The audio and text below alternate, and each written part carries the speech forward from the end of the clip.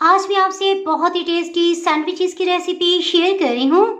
मज़ेदार से सैंडविचेस को आप टी टाइम में एंजॉय कर सकते हैं। इसी तरह कोई मेहमान आए उन्हें भी सर्व कर सकते हैं और लंच बॉक्स के लिए तो बेस्ट है। अगर मेरी वीडियोस अच्छी लगी तो लाल सब्सक्राइब को क्लिक कर दें। साथ में ये जो बेल का आइकॉन है इसको क्लिक कर दें। इसको क्लिक करने से आपको मेरी हर नई वीडियो का नोटिफिकेशन सबसे पहले फ्री में मिलेगा। बिस्मिल्लाहिर्रहमानिर्रहीम जी, रेसिपी को स्टार्ट करते हैं। इसके लिए 2 मीडियम साइज़ के लेकिन ज़्यादा मोटाई के आलू नहीं हैं, ये 2 ले लिए हैं। इन्हें उबाल लिया है। सबसे पहले इनका छिलका उतार लिया है और इनको क्रश कर लेंगे ताकि इसमें किसी किस्म के भी लम्स ना रहें। कप में इस तरह से फिल कर लेंगे और इसको इस तरह से टाइटली प्रेस करेंगे। अच्छी तरह से प्रेस करके ये 1 कप भर के बन गया है। इसमें मज़ीद चीज़ें शामिल करने से पहले इसे अच्छी तरह से मैश कर लेंगे। चिकन के 3 दरमियाने साइज़ के पीसीस लिए हैं, इन्हें उबाल लिया है। चिकन का बस रेशा रेशा अलग कर लेंगे।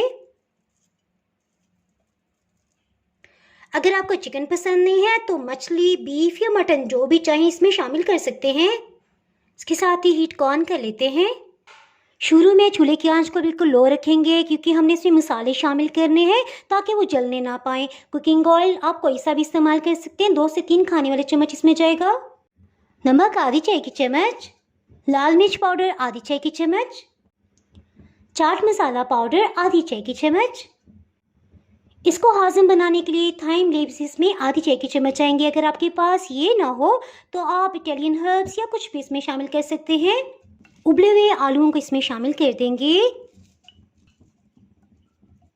इसके साथ ही हीट जो बिल्कुल लो थी उससे मीडियम लो पे ले आएंगे और अच्छी तरह से मिक्सअप करेंगे। इस तरह से मसाला चाट बिल्कुल भी नहीं जलेंगे, इनका जायका भी बरकरार रहेगा। मैं क्योंकि बच्चों के लिए बना रही हूँ सो इसमें हरी मिर्च और हरा धनिया शामिल नहीं करूँगी। 1 मिनट के बाद इसमें उबले हुए चिकन पीसीस को भी शामिल कर देंगे। इसे भी मैश करते मिक्स करते जाएंगे।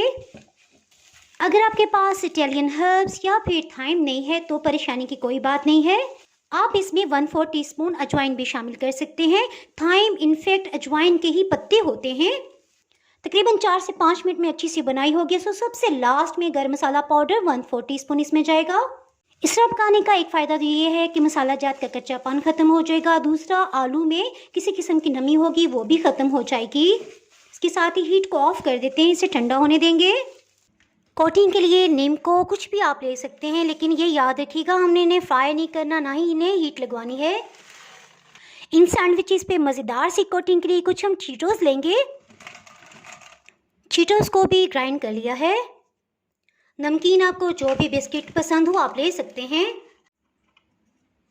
सबसे पहले मायोनीज लेंगे और बिस्किट के ऊपर अच्छी तरह से लगा देंगे। 1 चम्मच फिलिंग ले लेंगे। इसके ऊपर आलू चिकन की फिलिंग रख देंगे। थोड़ा सा इसे लेवल में कर लेंगे। इसके ऊपर फिर से मायोनीज जाएगी।